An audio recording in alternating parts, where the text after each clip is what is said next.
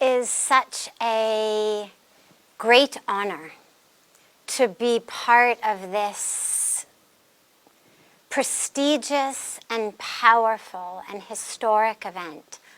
I'm so impressed to see this initiative of the Sultan of Oman and the entire government and the network of religious and traditional peacemakers toward united human values.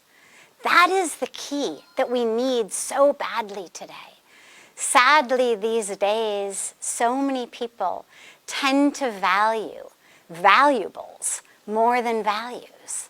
And when we make our valuables more valuable than values, we lose our way. Mahatma Gandhiji said so beautifully, what is the point of that fast speed that has no direction? It is our values that give us direction.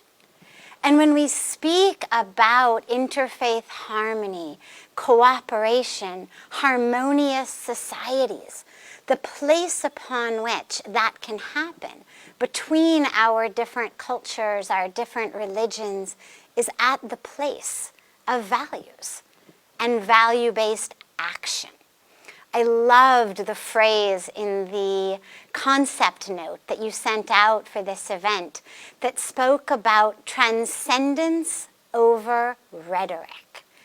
Our religions, our spirituality is supposed to be that which informs our actions and our behaviors.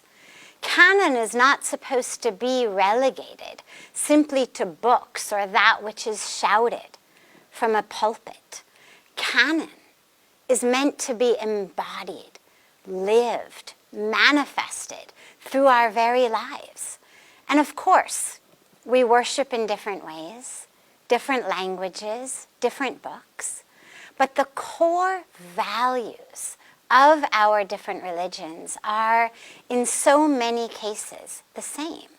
And it's these values that, if truly implemented, could actually heal us of so much that is ailing us on every level across the world, from the individual to the societal, to the national, to the international, and that which would enable us to turn the sustainable development goals into sustainable development achievements.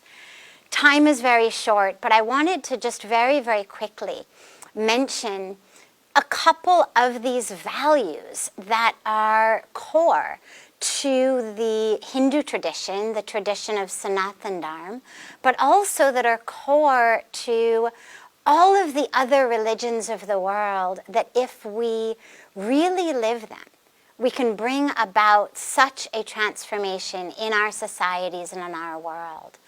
The 10 commandments, you could say, of Sanatana Dharma are that which form the basis of yoga. And they begin with ahimsa, non-violence, satya, truth, asteya, non-stealing, apigraha, non-hoarding. Now, when you look at these, ahimsa, non-violence, it doesn't just mean violence that we wield by gun or sword or missile. It includes violence in the home. It includes violence against women. It includes drug-induced violence. It includes violence against the earth through destruction of our sacred resources. And when we speak about truth, if we really bring truth into our lives and our societies, well, we automatically then eliminate corruption, deceit, exploitation, and we give birth to justice. Because you can't have real justice without truth.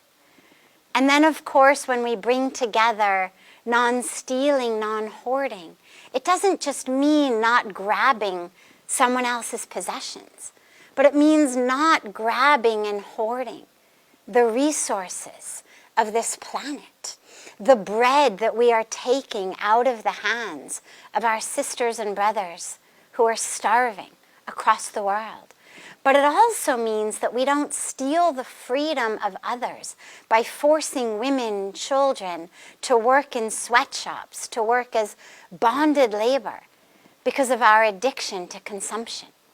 It also means we don't steal human rights, that we recognize that everyone is entitled to their human rights. And these values are not only Hindu values. These are universal human values. And they read very much like the 10 Commandments of so many other religions in so many different languages. And I know that with these distinguished organizations, with the Sultan of Oman so powerfully, passionately behind this essential program, and with all of our faith-based leaders together, we truly can bring about a platform on which we love and celebrate our diversity, but we come together rooted and anchored in these values to inform our thoughts, our words, and our actions together for a brighter, more harmonious, peaceful today and tomorrow. Thank you so much for the opportunity to be with you this evening.